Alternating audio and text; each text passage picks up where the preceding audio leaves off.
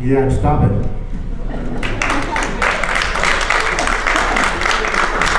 You can have the rest of my minute. I don't think that I believe that a term limit means exactly that, a limit. I don't think City Hall should have a revolving door. We need to empower our voters, and for us, we need to be able to send a message that it's not okay to keep having the same people come back over and over again. If we send a message to our youth and everyone else that they can get involved in the political process, we'll have a much brighter future for ourselves. Except for when the voters vote for them elected into office, right? Which we keep doing until it is. This is a decision for the voters. And as long as the voters have a charter that has soft term limits, that's the law of the land. And as long as any of us, me or anyone else who served before or want to serve again, it's up to you. You get to judge whether you want to recycle your leaders or not, whether you think that our experience has value. That's your decision. That's not some bureaucrats or other politicians who want to have a quick, easy campaign line to decide for you. So I think it's up to you to decide. I agree. Also, it's up to you as the citizens to decide that. I unfortunately, I did what I needed to do. I'm very proud of that. In 2009, I was mobilized by the Navy to go to Iraq, and I served in Iraq. Can I get a couple extra seconds? I was to be able to serve in Iraq, so I never finished my full term. But again, it is up to the voters. And when you look at the challenges that we face of the Bayfront and the university, you're going to need people who have good, solid experience to be able to make those happen. The founding fathers saw fit to put term limits in the Constitution.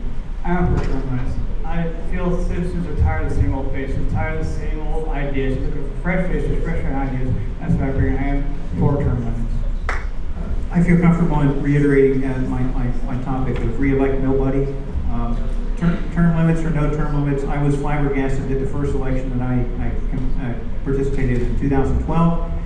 Had a ballot initiative to draw geographic boundaries in the state, in the city of Chula Vista, and I'm like, wow. So 1949 we wrote a charter, and then everybody can just serve at will, and that created professional politicians.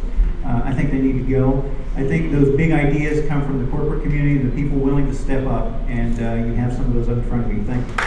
I think it's time for a fresh perspective. I like new ideas. I like change, and I think it's time for change. I think we've waited too long, and it's time to move forward. So, yeah, I think it's time to get some new blood. I agree. I think there should be term limits. The bottom line is that when there are term limits, you've got a job. You elect people that have jobs, that have real life experience, that know what it's like to go out there and pay taxes, get a permit, so on and so forth, to create jobs. Those are the kind of people that you want running your city because they've been there. They're not governing from this bubble of a professional politician. So I am for term limits We have term limits for a reason, so I think we have to look at it the other way around as well. We don't like politicians, and we need to start electing more folks that are going to be public servants and really know that we are serving you. We need to inspire so the next generation of public servants come here and work with humility and work for you, because you are the taxpayer. You're the one that's ultimately paying the bills, and out of respect to you, we have to do better, and we have to inspire the next generation to do and be even better than us. So I believe in term limits. I'm serving on my first term. I have one more term to go, and then after that, I'm done. In Chula Vista, you can wait out a year or two and then run again. I'm not going to do that, but I agree that this is a decision for the voters, that people need to decide this and not politicians. As you all may know, I am a stay-at-home mom, so every day I bring ethics into my job. And before that, I was a Navy spouse, and I inspired others, and I was a part of my husband's command. Anything that his command needed as a spouse, we joined together and helped his command. So I think leadership comes in different forms. So it comes from being informed, knowing what's going on within a city. So every day I bring that. When I go to volunteer within the community, I'm bringing leadership and my ethics and values to my fellow citizens within Chula Vista. Thank you. I've been a nonprofit director for the last 5 or 6 years, and one of my nonprofit organizations, what we do is we teach student leadership, and we partner with San Diego State University to do that.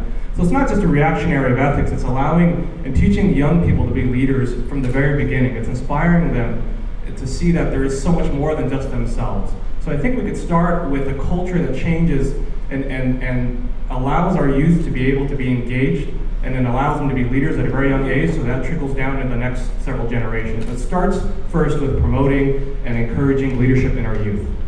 I think in my own career, certainly in law enforcement as a young man, having to be transparent in the day-to-day job and practicing a high standard of ethics was something that was drilled into me. Certainly since building my own business and being in private practice, I sometimes take clients who are not the wealthiest or the strongest or the most advantaged, like taking on San Diego Gas and Electric when they just recently successfully achieved a monstrosity on our bayfront that is going to be built, and you're all going to love it. Go down to the South Bayfront in about a year from now and take a good look and tell me if you like what you see.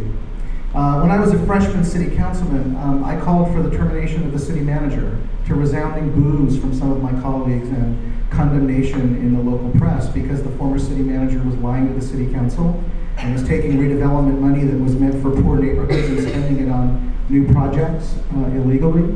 And as mayor of Chula Vista, my administration opened up City Hall to unprecedented levels. We conducted more community forums, more outreach, more citizens committees than any administration in the history of this city. Thank you. When I decided to run for the Sweetwater School Board, I ran against Greg Sandoval. I thought he wasn't necessarily the most ethical guy, but I did defeat him. He now has gone through the process, the legal process, and he's now a convicted felon. I went ahead and made sure that after a couple months, I knew the superintendent needed to go. I needed to make sure that we needed to make sure we had a third vote. I worked very hard to make sure that we did that in a legal, ethical manner, made sure that we didn't get sued, and we got a 5-0 vote because it was work to get consensus. We made changes. Clearly, the school board has a lot more changes to do, and it will continue to do that because now that has cleared because of all the convictions. But as we continue to go, I think that transparency and ethics is what we need to continue. The enormous tolerance of code ethics is the highest code ethics I've read in my life. I read it every day before I go to work. Recently, speaking of the career plans for Unified High School District Pro Bono, I took upon myself on an ethical matter because I knew the district was broke. And also, having access to a nuclear subbase, you must have ethics. Having a couple of shoes on Facebook does show that I have ethics above all. So ethics, what I truly believe in, and we need to bring, and we'll continue to bring. God ethics is the question that I used to ask officers in the Navy occasionally. I think in ethics and morality are closely related. Personally, I think you can be ethical, you maintain your ethics, your ethical standards if you have core values. For me, that's honor, courage, commitment, and integrity. And integrity, in many respects, is first. But to me, ethics is doing the hard job against opposition and pushing when other people are pulling. So I don't really have anything that I'd like to share about my personal or job life with regard to that, other than I just do what I need to do. Thank you. Well, I can tell you as a businessman, I practice it every day. My reputation is incredibly important to me. My business just wouldn't exist without it. Every time I step out the door, I deal with it on a daily basis. Working in the industry that I work in, I'm dealing with the public every single day. I can tell you as a commissioner, former commissioner, every single board and commission that I was on was held in the open, publicly noticed. We never met behind closed doors. We never met in closed sessions. All our business was conducted out front, and I'm incredibly proud of that. And I'm proud of my reputation as a former commissioner on the body lot of my comments really mirror Mr. Steffman's. Every day I'm judged by the judges. I'm an officer of the court. I am held to the highest of standards for ethics in practicing law. Then you look to the government code. 6250 et sec of the government code is in essence the Sunshine Act that allows you to gather information that might be withheld by public officials or otherwise. So we need to use those tools that we have. It's constitutional. It's in law. So every day that I practice, my reputation is at stake. I'm very proud of my practice, the fact that it has a very good reputation, and I would say, it's heartbreaking that we have to talk about ethics at this level. The best we can do is have stronger families, so that when we grow up, we don't have ethics problems.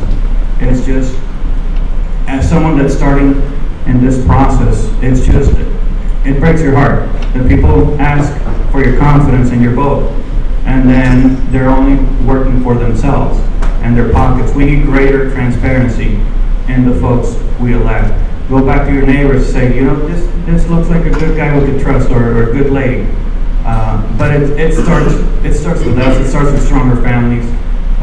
I said on government affairs as a volunteer because I believe in transparency. I sit at the Rotary Club as a board member because I believe in giving back. But it just breaks my heart that we ask for your support so we can work for you, and then we're working for our self-interest, and it's disappointing. So for me, ethics is at the center of my life. Ethics for me flows from my belief in God and my religious beliefs. So I was stunned when, after I first got elected 4 years ago to the city council, when I found that Chula Vista had an ethics ordinance, but that ordinance did not in fact contain a code of ethics, a code meaning a set of rules you're supposed to live by and behave by. So I'm really proud, 3.5 years later, the city of Chula Vista now has a code of ethics on the books that applies to all elected officials as well as executive management within the city. It's one of my proudest accomplishments as a city councilor. For over 22 years, as a broker and owner of a company and managing over 200 real estate agents, we're out there selling the American dream. And those agents are under my responsibility.